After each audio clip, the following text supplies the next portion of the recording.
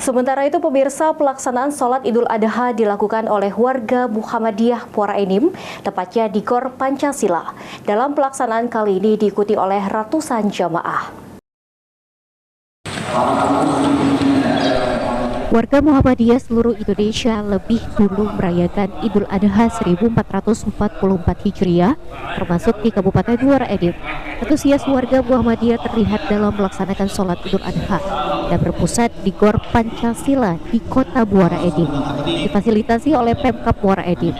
Rasa terima kasih diucapkan oleh Ketua Pembina Pengurus Daerah Muhammadiyah Muara Enim, Taufik Rahmat, kepada pemerintah yang sudah memberikan fasilitas untuk pelaksanaan sholat Idul Adha berjamaah.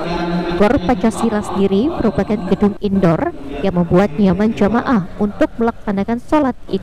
Dengan fasilitas ini, warga Muhammadiyah bisa melaksanakan sholat tidak harus berpanasan karena sinar matahari.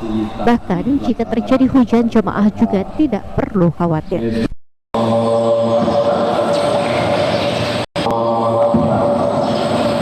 Terima kasih kepada pemerintah daerah yang telah memberikan fasilitasi ini untuk pelaksanaan Idul Adha ini.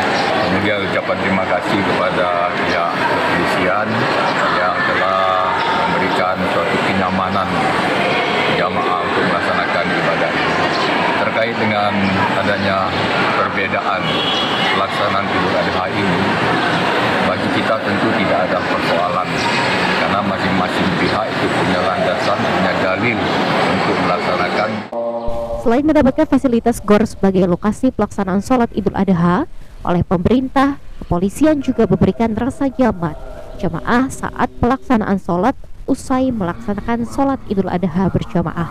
Seluruh warga Muhammadiyah bersalaman dan bersilaturahmi. Mardiansyah, PAL TV.